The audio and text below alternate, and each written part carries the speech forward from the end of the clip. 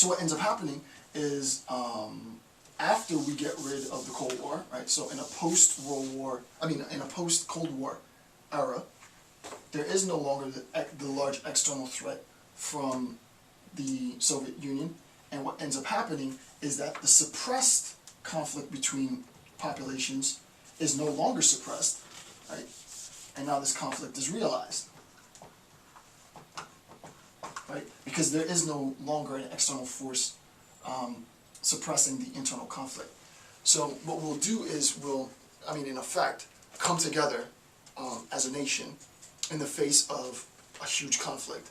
And after that huge conflict has gone, after that huge conflict has left, after it's been subsided, we'll go back to our old bickering ways, in a sense. And so that it's not too technical and it's not too heady, you can see that this was depicted in the movie Watchmen, which I thought was really cool. If you haven't seen it, then I'm going to spoil it for you.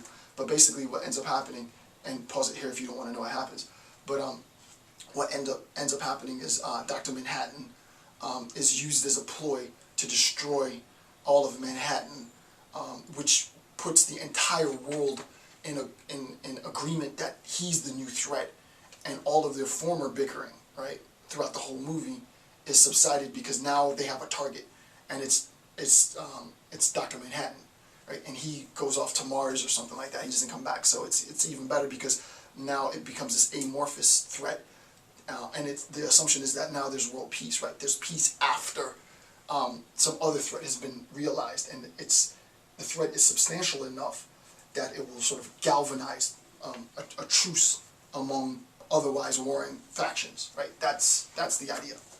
That's the idea. Okay, so again, very, very important. All right, I want to move on to a model of systemic war.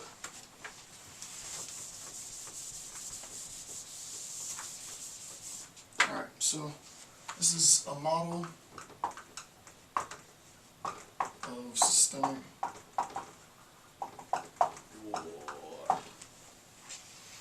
We're going to talk about five different levels, right? I was actually, I really did like this notion that Midlarsky introduces, right? Sort of how he follows this line of reasoning. Technically, his reasoning is a form of logic known as a hypothetical syllogism. If this happens and this happens, then all of this stuff will follow from the first point. And it seems to be pretty sound, right? It seems to be pretty sound. So let's look at it. First, he says, if we have multipolarity, and I'll explain what this is right now, and you can look at the bullet point down. This idea of multipolarity is a contrasting sort of international relations conception from bipolarity. And the rough idea of multipolarity is where, as I said here, states have roughly the same power. States have roughly the same power, which is contrasted from bipolarity, right? Bipolarity, you'll have 2-3 states that have overwhelmingly taken control of most of the economic, cultural, social resources, right? So the United States, obviously the United States and the Soviet Union during the 80s would be sort of recognition of bipolarity, right? I don't know what in the 21st century if the U.S.-China would be sort of instances of bipolarity or bipolar relations, but with multipolarity we have two nations with roughly equal amounts of power. Okay, so where multipolarity is the case, we're making an assumption, right? If multipolarity is the case, this is actually Midlarsky's argument. If multipolarity is the case, then he says that resources will be, you're going to have resource inequality, right? If we have two nations and they have equally the same amount of power, roughly, we have nation A, we have nation B, and as we know, resources, right? Resources are inherently limited, right? Resources are limited by definition. They have roughly the same power, what's going to end up happening is they're both going to compete over these resources, right? A is going to want these resources in order to sustain the lives of its population and its members. B is going to want these resources in order to sustain the lives of its population. And what's going to end up happening is there's going to be competition over these resources, right? There's going to be huge competition over these resources. What happens from resource inequality, however,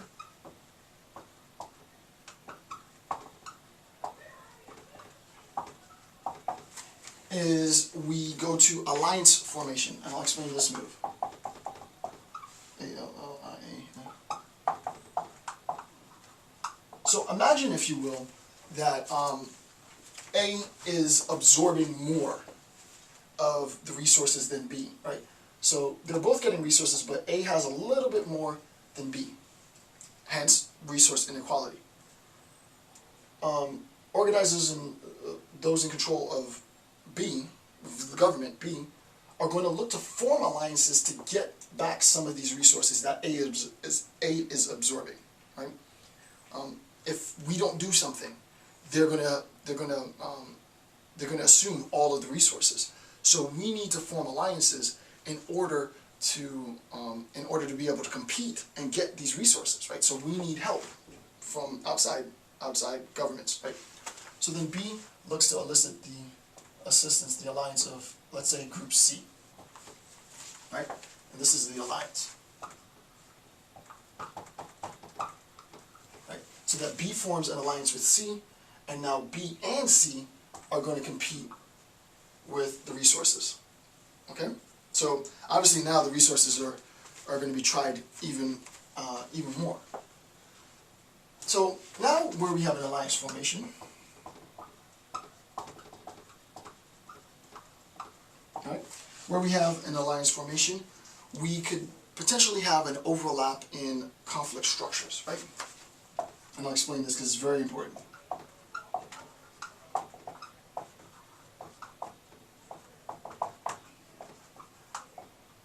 S-T-R-U-C. Right? Where we have alliance formations, we can have an overlap in conflict structures, right? An overlap in conflict structures. This idea of an overlap in conflict structures, I'm going to jump down a little bit to the explanation and read this quote. The quote comes at the last number 3 in explanations. In gaining allies, right? And in gaining allies, the possibility for overlap in conflict increases, right? When I assume an ally, it's not that I'm just going to assume this ally so that my resource acquisition needs can be met. I also assume the luggage, quote unquote, that the ally has. Any of the grievances that the ally has, any of the conflicts that the ally has, I assume that as well, right? Insofar as I have alliances and allegiances with my ally, then an enemy, I forget, I don't know if I wrote it down, but like an enemy of my friend is my enemy, right? If we're friends and you have potential conflict with multiple groups, then I have potential conflict with multiple groups. And this is what Midlarsky says. When alliance formation facilitates the overlap of conflict structures, the conflict process enters the irreversible stage. The example that he gives is the dual Serbian conflict, right? Serb-Muslim and Serbo-Croatian, right? So you have conflicts with Serbs and Muslims, right? Then you have Serbo-Croatian conflict, so that that overlap in conflict, the conflict with the Muslims and the conflict with the Croatians, become my conflict as well, insofar as I've assumed an alliance with this group, right? For Midlarsky, it's precisely in the overlap of conflict, right, wherein the systemic and inevitable process of war it's bound to happen, right? It's inevitable that it's going to happen. Prior to that, right, in resource inequalities, we might be able to circumvent it. In alliance formation, we might be able to circumvent it. But once the alliance formation for Midlarsky leads to an overlap in conflict structures, it's inevitable, right? War becomes an inevitable byproduct of this overlap, according to Midlarsky, of this overlap of conflicting structures. So then he says, the overlap, I'm just going to leave it overlap. Overlap leads to a change, obviously, in the balance of power.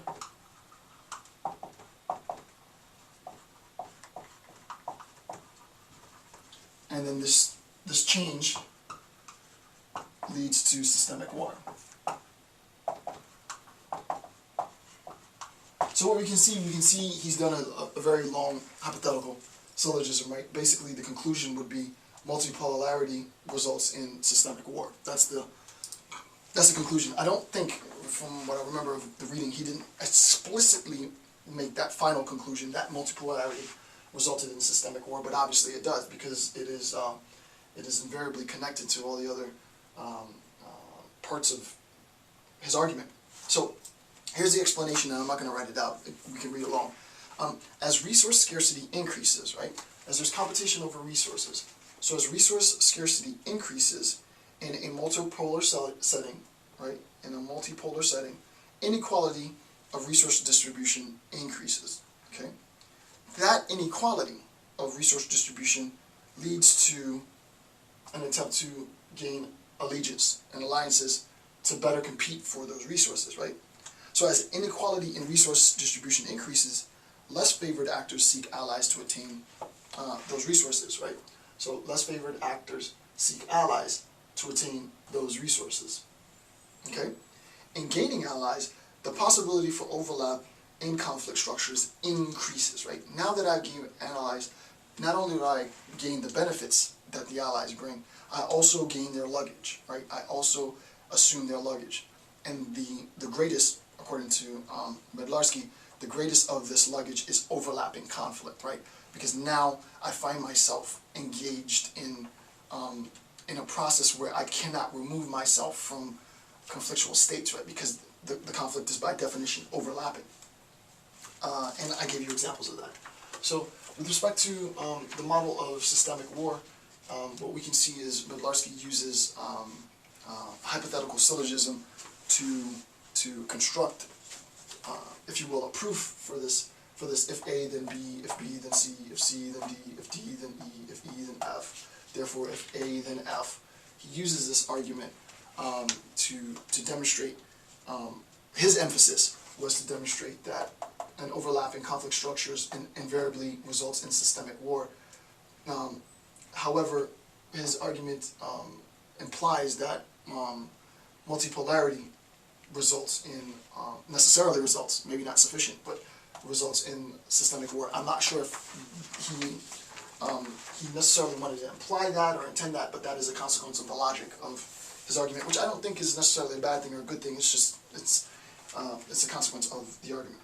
Okay. So the question becomes, how is it that instead of talking about systemic war, and obviously this war now has been externalized, right? We have war between many parties under this system.